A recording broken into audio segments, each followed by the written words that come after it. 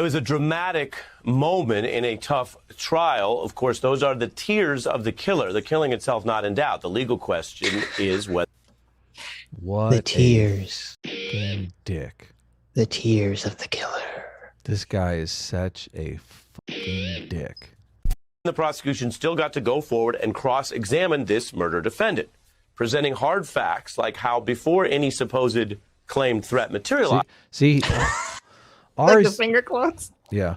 Ari's reading off of a teleprompter. He is. The You're right. teleprompter probably has quotes around the word that he's reading. You're right. Ari doesn't know any of this. Ari's a fucking empty suit. Well, Ari's yeah. a fucking brain dead news actor. One side's playing fair and one side is playing completely unfair. And the media is on the side that's playing unfair. Yes. Ari's summary here, proof positive of that. Was an intense, emotional day inside this Wisconsin from the judge making headlines for the tone taken against the prosecution amidst a rarity in any murder trial, the defendant taking the stand to testify in his own defense. You say I'm trying to get to the police. Why were you trying to get to the police? I didn't do anything wrong. I defended myself. Indicted for murder, Kyle Rittenhouse. Look at that expression that he has. Oh, yeah, sure you did, kid. Sure you did. Trying to take control of this storyline from the prosecutors who had detailed how he obtained a gun illegally and came into this new town armed and ready to go, ultimately attacking and killing 2 protesters. Lies. His new town. This new town that he worked at, that his stepfather lived in, that he spent a lot of time in. But no, it's a new town. Okay. Yeah. Yes. And also, he says attacked protesters. He literally didn't attack anybody. At all. Yeah. He could defend himself against attacks on his own person. Being attacked. He did not attack anyone. He's being attacked and he's defending himself. Yeah. It went through an orchestrated story with his lawyers, which is the right of any defendant in American courts. What you're going to see here is the effort. Still use the word orchestrated, though. What did he say? He said, I'll go back. 2 protesters. So the defendant went through an orchestrated story with his lawyers, which is the right of any defendant in American courts. Orchestrated story. What you're going to see here is... Yeah, that's totally bullshit. Yeah. Orchestrated story. Effort to present a story of self-defense amidst claimed danger.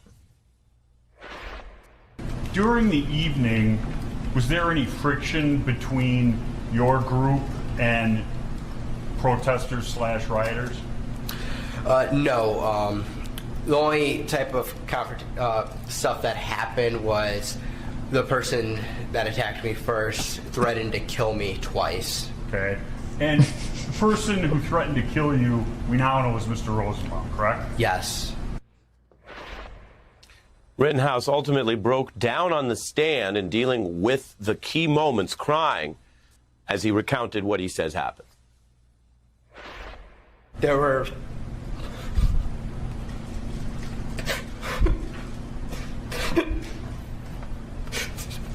there were 3 people right there. Take a deep breath, Kyle.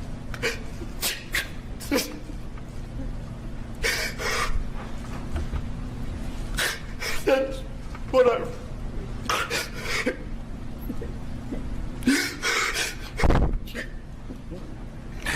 That's what I run. We're gonna just take a time for our break anyway. It was a dramatic moment in a tough trial. Of course, those are the tears of the killer. The killing itself not in doubt. The legal question is whether... What the tears. Fucking dick. The tears of the killer. This guy is such a fucking dick. Right Doesn't here. that sound like Look a at this noir guy. murder mystery? The tears of the killer. Yeah, fucking pedophile killer. Why don't you throw that in there, you fucking pedophile defender? There you go. It's so insane. It's so insane. This guy's going to bat for a fucking 5-time pedophile. Yep. Fucking these people have lost their minds. It was a justified killing. And the jury has to look at that and put aside the emotion and determine whether or not it was justified. Indeed, if someone feels bad about doing it, that's not a murder defense. Now, the trial judge, who has faced some separate criticism from legal experts over claims of bias and rulings and statements in favor of this defendant. And that's what they always do. And actually, people on Twitter were arguing this with me. They said, like, when they run out of actual claims to make against why the judge is biased, they say, well, legal experts are saying he's biased. Like, they're just appealing to some mythical experts out there somewhere who have said something. Yeah, all the legal experts are saying that he's not biased. I know. Yeah. It's preposterous. I've not heard any legal expert saying that he showed any bias. Yep. Well, don't worry. We'll get to one at some point. Oh, really? In the stuff? Oh, yeah. Yes. There's in one of these clips, there's some bad legal experts. Do they have white hair? I don't remember. They might. Okay. Why, are you biased against white-haired people? No, I saw this one clip that's going around of this black woman with white hair. Oh, no, that's not the clip I'm talking about, yeah. It's insane.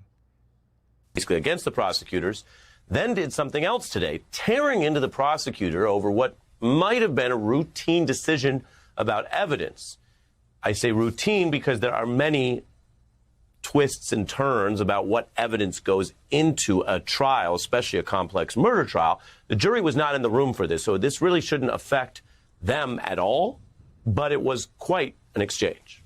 Yeah, I'm sure. So someone who's watching the news hasn't told them about this exchange, and they know all about it. Well, but this is important too, because he characterizes this in order to make the judge look biased. He says this is a routine, or should be a routine, evidence exchange. Okay. Yeah. Which is a total fucking lie, total bullshit.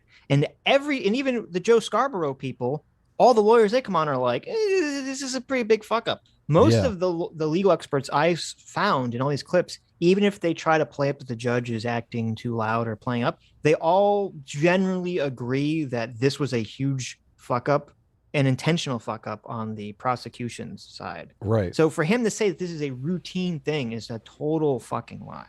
Yeah. They were trying to bias the jury. Right. And part of the reason that the judge got so pissed off was because first of all, commenting on the Fifth Amendment thing, that's like law school 101 basic shit. Like, obviously the lawyer knows that that's wrong. Okay. And then number two, right after that is when he tries to bring up the video of Kyle sitting in the car with his friend, which the judge that day had said would not be admissible to evidence. So you have twice in a row, the prosecution is trying to bias the jury in court, one, which he should know better and is a fucking constitutional violation, and two, something the judge directly said will not be admissible to the case. Yeah. So obviously this isn't fucking routine, Ari. Obviously the judge is going to blow up on him. Yeah, and he should. He definitely should. The court left the door open. For me, not for you. My understanding of you should have come and asked for reconsideration. I was astonished when you began your examination by commenting on the defendant's post-arrest silence. That's basic law. It's been basic law in this country for 40 years, 50 years. I have no idea why you would. Binger totally gives him like the raised eyebrow here. He's like, oh, really? Ha ha. I know. Something like that. I had heard nothing in this trial to change any of my rulings. So why? Testimony, Your Honor. Pardon me? That was before the defense testimony. Don't get brazen with me. My good faith feeling this morning after watching that testimony was you had left the door open a little bit. Now we had something new, and I was going to probe it. I don't believe you when you say that. Yeah, I loved when he said he didn't believe him, and he's like, "You're up to something here." Yeah, like he told him, "I don't believe anything." Like, look at the face. I don't think you're coming to this with good faith. Look at that like kid caught in the cookie jar smirk that Binger's making right now. I know. Binger the whole time was like, oh, woe-is me. I know.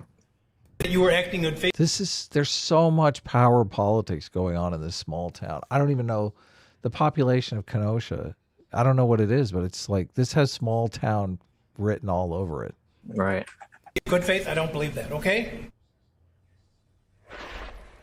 As for that question of good faith, just a little legal translation. By the end, the judge is calling the prosecutor a liar in open court.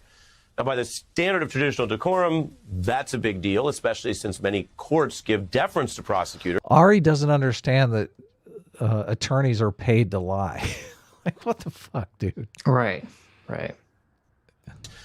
Now, the Rittenhouse defense team seized on that very clash. Again, about an evidentiary issue with the jury out of the room. They're trying to now use it to request a mistrial of the whole thing. There's no formal ruling on that. Okay, so then he also dishonestly leaves out the fact that, yeah, the jury's not in the room when the judge is yelling at the lawyer, because obviously that'd be really like bad.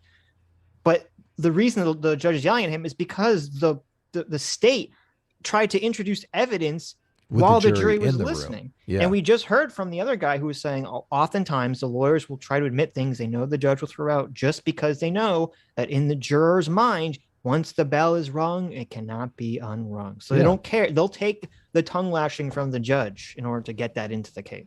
Yeah, they want to win. They know ultimately the jury is the one that matters. Right. Yeah, they're playing unfair. They're totally playing unfairly. They're cheating as much as humanly possible. Right, and we didn't see. I mean, I've watched a trial almost every day. I only missed a little bit of it, and I haven't seen a single time the defense has done anything remotely close to this. They didn't try to sneak in that Rosenbaum was a pedophile. They didn't try to sneak in the fact that he beat up his girlfriend or that he OD'd on drugs. They didn't try to sneak in that Anthony Huber held a knife to his family members, necks. Whenever they wanted to bring any of the stuff in, they would ask the judge when the jury wasn't in the room, and the judge would say no, and then that was the end of it. Yep. One side's playing fair and one side is playing completely unfair. And the media is on the side that's playing unfair. Yes. Ari's summary here, proof positive of that. Yet, and by the end of the day, then the prosecution still got to go forward and cross-examine this murder defendant, presenting hard facts like how before any supposed claimed threat materialized. See, Like the finger quotes? Yeah. Ari's reading off of a teleprompter. He is. The teleprompter probably has quotes around the word that he's reading. You're right. Ari doesn't know any of this shit. Ari's a fucking empty suit. Well, Ari's a fucking brain dead news actor. I mean, maybe this is like what Thaddeus Maximus said. This is all these, as you said, these are just news actors. They're just reading off the lines from their show's editors or producers. Yeah, it's I ridiculous. mean, how can you look at the video of Rosenbaum chasing Kyle and then watch the video of Kyle getting kicked in the face and hit with a skateboard and then put air quotes around perceived threat? Yeah, I mean, you see enough of this, and these guys probably don't even want to know the truth. They're like, oh, so much of these lies I'm forced to read in public, I just would rather not know. Right. It's so disgusting.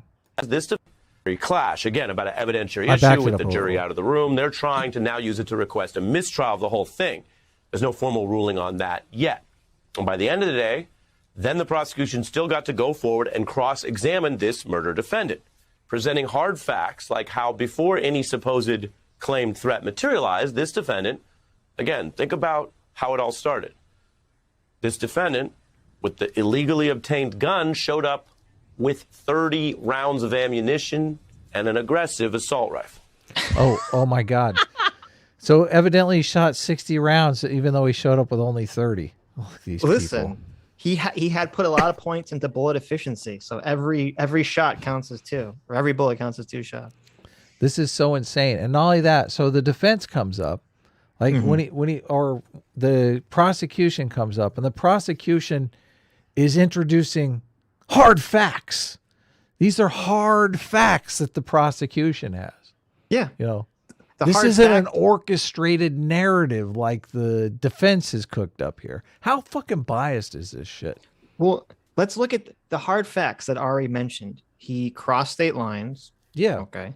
He had an illegal gun, which, first of all, he didn't have the gun. You could say he engaged in a straw purchase, which he's not even being charged with.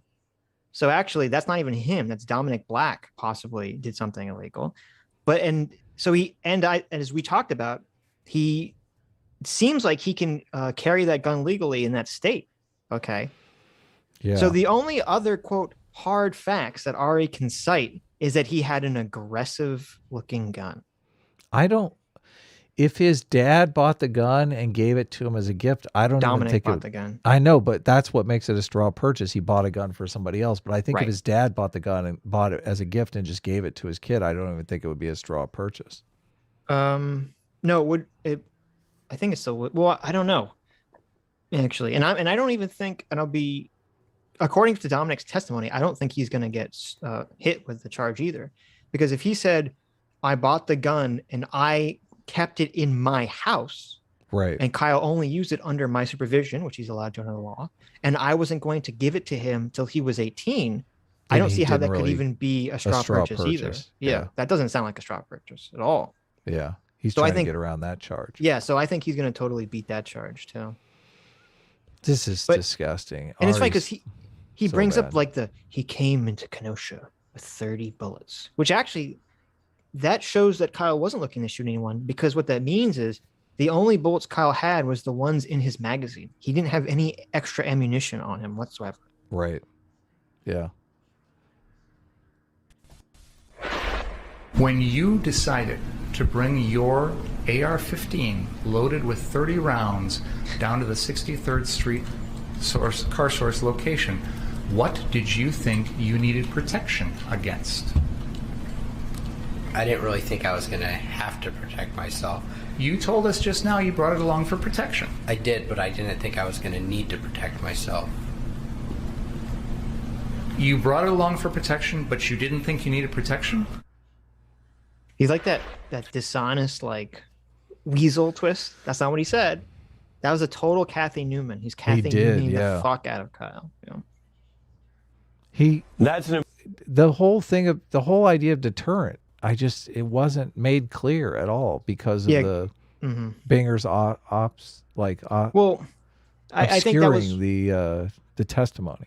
I think that was one of Kyle's mistakes in his cross, is that he didn't keep saying, "I had the gun there because I thought that having the gun is a deterrent." Yeah. Now Winger, I keep saying, I always want to call him Jeff Winger. Binger would have responded to that by saying, "Well, then why didn't you have an empty gun?" Would have been the stupid response. And then you just say, "Well, in case I have to use it, in case a crazy man chases me down because having a visual gun deterrent is not enough, I need to defend myself." Right. But Kyle's 18. He's under a lot of stress. Had a very traumatic experience. So I know. Him. Yeah. Shit. He's fighting for his life, and he knows it. Important exchange, because this is not a case of a fist fight that got out of control. It's a case of someone who broke one law to take a gun that's used primarily for military or assault purposes, who showed up at a BLM protest with 30 rounds unloaded, killed 2 people, and then said they were defending themselves. Now, we have the rule of law in this country, which means the verdict must be respected, regardless of one's views on the outside. And we're not, of course, seeing every single thing that a jury might see over the course of this trial. But as it goes on, when you look at the judge and you look at the arguments, there are questions about whether this is on the level. They're An update to a story we've been covering on the. They're completely milking this race narrative that they want to make their bread and butter. Yes. It's so fucking sick. It is so sick. These dirty smear merchants. It's disgusting. It's so disgusting. Well, that was the first Ari clip. Yeah, there's another one. There's another one, though. It's not Ari. He has some guest host who I've never seen before. But are we going to play the update? It's a doozy. Hi, you just listened to a clip from the Sitch and Adams show. If you like what you heard, you can listen to our live show right here on this channel on Sunday, starting at 1 p.m. Pacific, 4 p.m. Eastern. And if you want, you can super chat us. We read $20 and up super chats on the show, and then do a follow-up stream on the following Tuesday where we read the rest of the unread super chats and interact with fans of the show. Subscribe to this channel right here to listen to the live show or to listen to more of our awesome clips.